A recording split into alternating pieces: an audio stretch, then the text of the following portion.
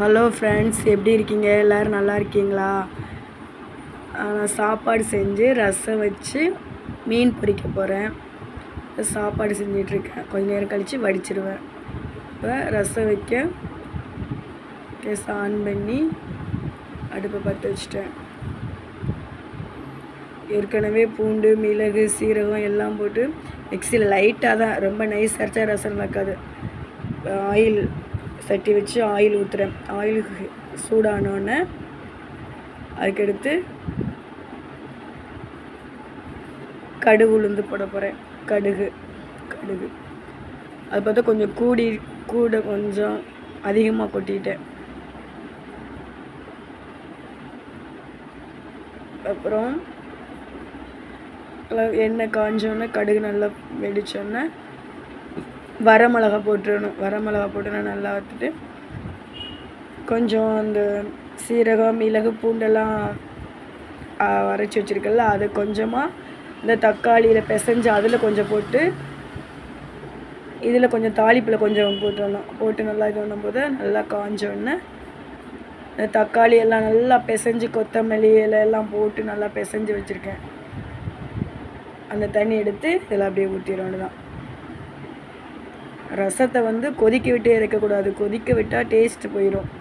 அந்த நுரையா வந்தோடனே தான் கொதிக்க விடாமல் அப்படியே இறக்கிடணும், ஆஃப் பண்ணிடணும். இப்போ தண்ணி விட்டுடணும். ரசம் சிம்பிளான ரசம் தான், ஆனால் டேஸ்ட்டாக இருக்கும். இப்படி தான் நான் வைப்பேன். அதுக்கடுத்து மீன் பொரிக்க போகிறேன். மீன் பொரிக்கிறதுக்கு சட்டியை வச்சு ஆயில் ஊற்றி ஆயில் ஹீட் ஆனால் மீன் எடுத்து போட்டுற வேண்டியதான். ஒரு மீனாக எடுத்து அப்படியே நல்லா மீனை பார்த்தோம். எனக்கு ரொம்ப பிடிக்கும் மீன். எனக்கு ஆசை, ரொம்ப விரும்பி சாப்பிடுவேன். உங்களுக்கு மீன் பிடிச்சா லைக் பண்ணுங்கள்.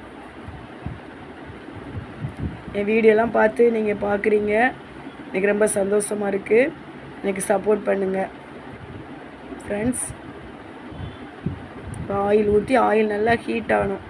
நல்லா ஹீட் ஆனோன்னே மீன் வாங்கிட்டு கட் பண்ணி நீட்டாக கழுவி சுத்தமாக வச்சுருக்கேன். அதில் மிளகாத்தூள், உப்பு எல்லாம் போட்டு ஒரு 1/2 hour நல்லா மிக்ஸ் பண்ணி வச்சுருக்கேன். அப்போ தான் உப்புலாம் நல்லா மீனில் சார்ந்து நல்லா டேஸ்ட்டாக இருக்கும். மசாலாலாம் அந்த மீனில் பிடிச்சிருக்கும், நல்லா ஒட்டியிருக்கும். இப்படி சிம்பிளாக தான் நான் பொரிப்பேன். எல்லோரும் என்னென்னமோ போடுவாங்க, ஆனால் நான் இப்படி தான் சிம்பிளாக தான் பொரிப்பேன். ஆனால் இருந்தாலும் நல்லா டேஸ்ட்டாக இருக்கும். இது எனக்கு ரொம்ப பிடிக்கும்.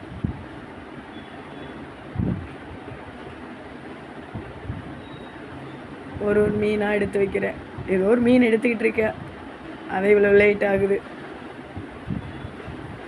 அப்படியே மீனை பார்க்கும்போது உங்களுக்கே ஆசையாக இருக்கா? மீன் பிடிக்காதவங்களுக்கு யாருமே இருக்க மாட்டீங்க. மீன் எல்லாருக்குமே பிடிக்கும்.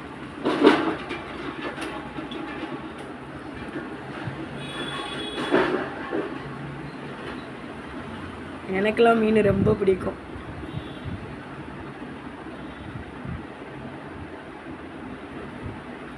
டெய்லி மீன் இருந்தாலும் நான் விரும்பி சாப்பிடுவேன்.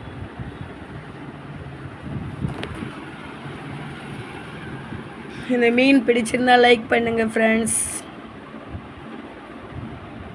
என் வீடியோ பார்த்து லைக் பண்ணி ஷேர் பண்ணுங்கள், சப்ஸ்கிரைப் பண்ணுங்கள் ஃப்ரெண்ட்ஸ். தேங்க்யூ.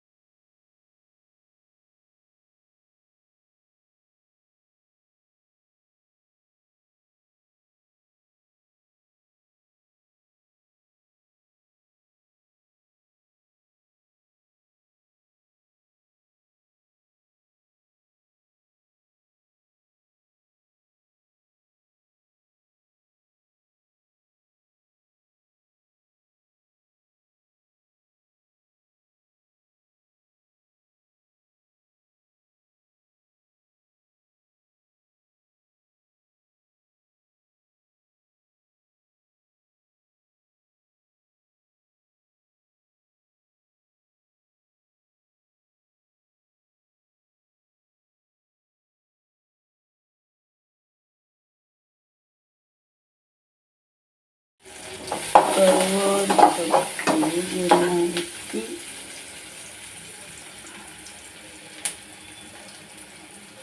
வெங்காயம்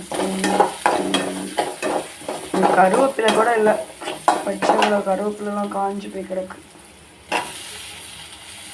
பச்சை மிளகாய் போட்டு நல்லா காய்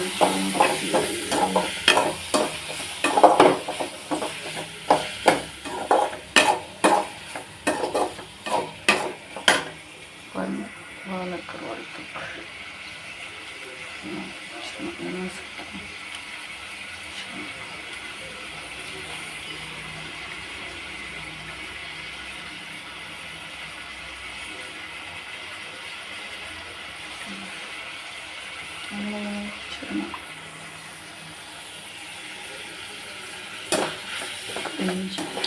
வாழைக்கருவாடு செம்ம டேஸ்டாக இருக்கும்.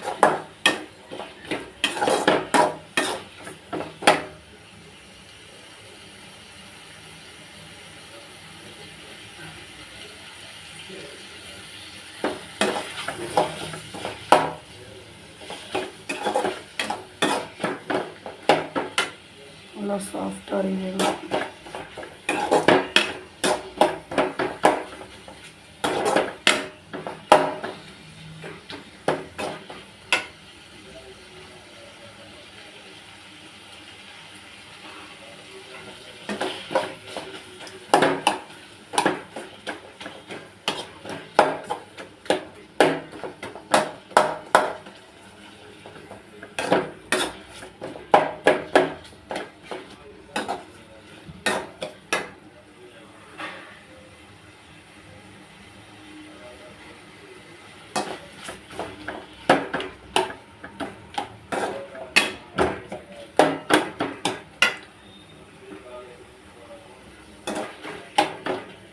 வீடியோ எடுக்கிறப்பே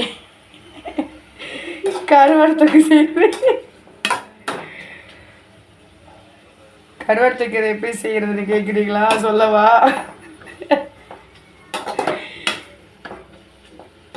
அடுப்பை பற்ற வச்சிடணும். அதுக்கடுத்து ஆன் பண்ணிட்டு எண்ணெயை ஊற்றி கொஞ்சம் எண்ணெய் ஊற்றினா போதும்.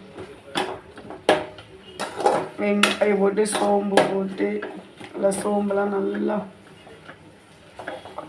வெங்காயம் நல்லா சாஃப்டாக ப்ரௌன் கலர் மாறினோன்னா பச்சை மிளகாய் போட்டு கருவேப்பிலை இல்லைன்னா கருவேப்பிலை போடல, பச்சை மிளகாய் போடுறேன்.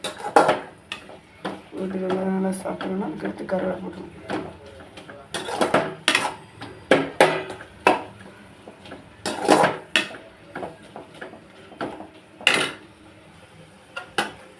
இப்போ மஞ்சத்தூள் மட்டும், மஞ்சத்தூளும் மிளகாத்தூள் தான்.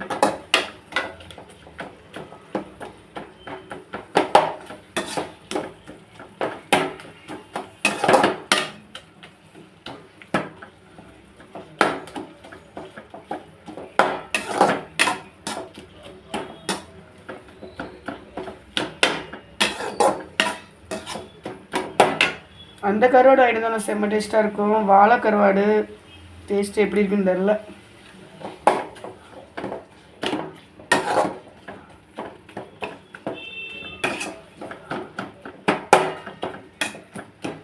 பண்ண கருவாடுனா செம்மையாக இருக்கும்.